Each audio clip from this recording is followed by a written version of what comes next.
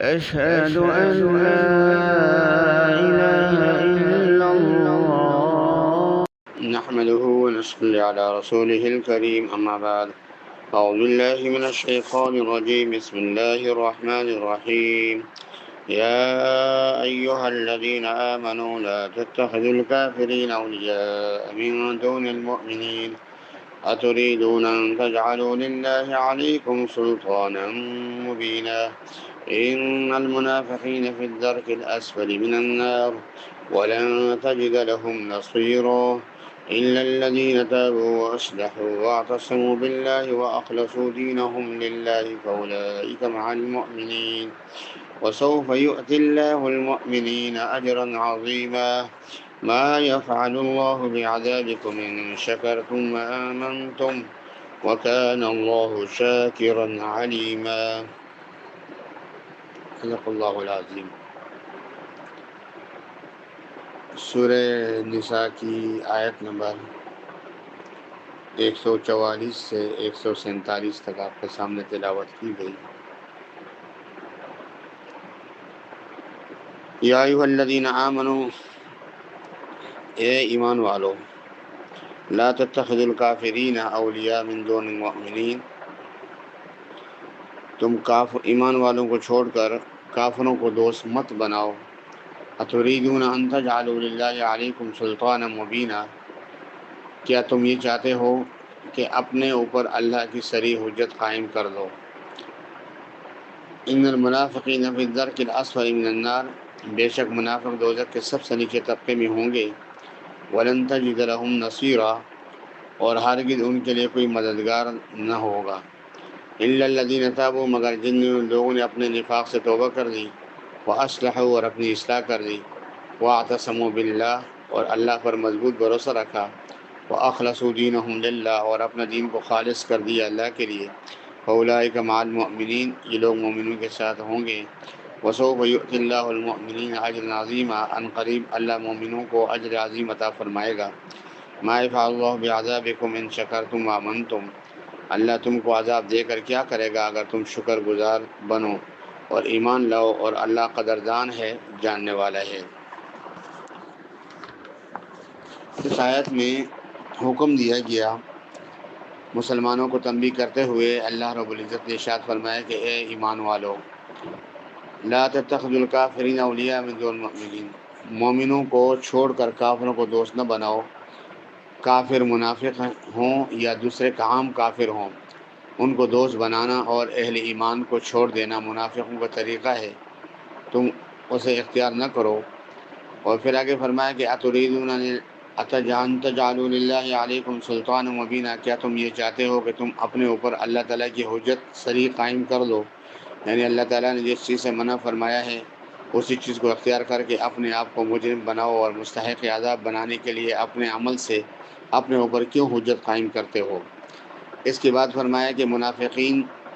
کا عذاب کا ذکر کرتے ہوئے کہ ان المنافقین فی الدرک الاسفل من النار، کے منافق دوزخ کے سب سے نیچے طبقے کے اندر ہوں گے۔ صاحب روح المعانی نے لکھا ہے کہ دوزخ کے 7 طبقے ہیں۔ پہلے طبقے کا نام ہے جہنم، اور دوسرے طبقے کا نام ہے لظہ، اور تیسرے کا نام ہے حطمہ، اور چوتھے کا نام ہے سعیر، پانچویں کا نام ہے سقر، اور چھٹے کا نام ہے جہیم، اور ساتویں کا نام ہے حاویہ۔ اور کبھی کبھی ان سب کے مجموعے کو، یعنی ان سب کو ملا کر ان کو النار سے تعبیر کیا جاتا ہے، یعنی آگ، چونکہ سب کے اندر آگ موجود ہے تو اس لیے ان کو بھی النار سے بھی تعبیر کیا جاتا ہے۔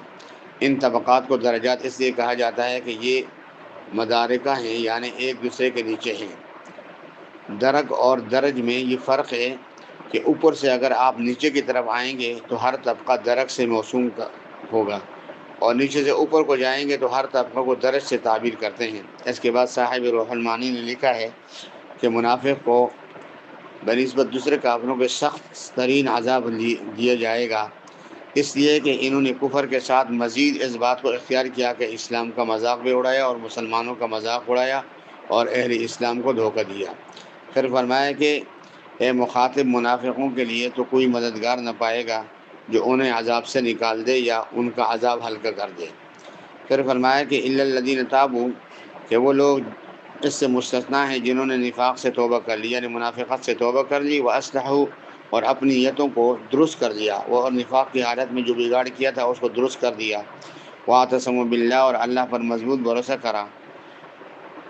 رکھا، چونکہ یہ اپنی تدبیروں اور کافروں سے تعلق رکھنے پر بھروسہ کرتے تھے، ان کو چھوڑ کر اور اللہ تعالیٰ ہی پر بھروسہ جب کیا اور توکل اختیار کیا اور اپنے دین کو خالص اللہ کے لیے کیا، یعنی اسلام کو سچے دل سے قبول کیا جس سے صرف اللہ ہی کی رضا مقصود ہو، لوگوں کو دکھانا مقصود نہ ہو، اور یہ غرض سامنے نہ ہو کہ مسلمانوں کے سامنے اظہار اسلام کر کے مسلمانوں سے منافع حاصل کرتے رہیں گے اور ان سے جو ضرر پہنچنے کا اندیشہ ہے اس سے بچتے رہیں گے۔ ایسے لوگوں کے بارے میں فرمایا کہ فَأُولَٰئِکَ مَعَ الْمُؤْمِنِينَ، ہاں کہ یہ لوگ مخلص مومنین کے ساتھ جنت کے بلند درجوں میں ہوں گے، اور عنقریب اللہ تعالیٰ مومنوں کو اجر عظیم عطا فرمائے گا۔ آخر میں فرمایا مطلب یہ ہے کہ اللہ تعالیٰ کو کسی کی سزا دینے سے کوئی نفع نہیں پہنچتا، اس کا کوئی کام اٹکا ہوا نہیں ہے جو تم کو سزا دینے سے پورا ہو جائے۔ وہ حکمت کے مطابق کافروں کو سزا دیتا ہے، اور کفر بہت بڑا کفران نعمت ہے اگر شکر گزار بندے بنو، جس کا تقاضا یہ ہے کہ ایمان قبول کرو تو عذاب نہ ہوگا۔ اس لیے فرمایا کہ اصحاب ایمان کے ایمان کی اور اعمال صالحہ کی قدردانی اللہ تعالیٰ فرمانے والے ہیں۔ اللہ کو ہر چیز کا علم بھی ہے اور سب کا ثواب بھی وہ خود عطا فرمائے گا۔ اللہ تعالیٰ مجھے آپ کو پوری امت مسلمہ کو کفر سے، نفاق سے، منافقت سے، دھوکہ دہی سے اللہ ہم سب کی حفاظت فرمائے، پوری امت کی حفاظت فرمائے۔ اللہ تعالیٰ ہمیں قرآن حکیم کو سمجھنے کی، اس پر عمل کرنے کی، اور یہ قرآن کریم دوسرے مسلمانوں تک پہنچانے کی اللہ ہم سب کو توفیق عطا فرمائے، اور ہر عمل اللہ ہمیں اخلاص کے ساتھ کرنے کی بھی توفیق عطا فرمائے۔ الحمدللہ 5واں پارہ اللہ کے فضل و کرم سے مکمل ہوا، انشاءاللہ آنے والے درس میں 6واں پارہ شروع ہوگا۔ وآخر دعوانا الحمدللہ رب العالمین۔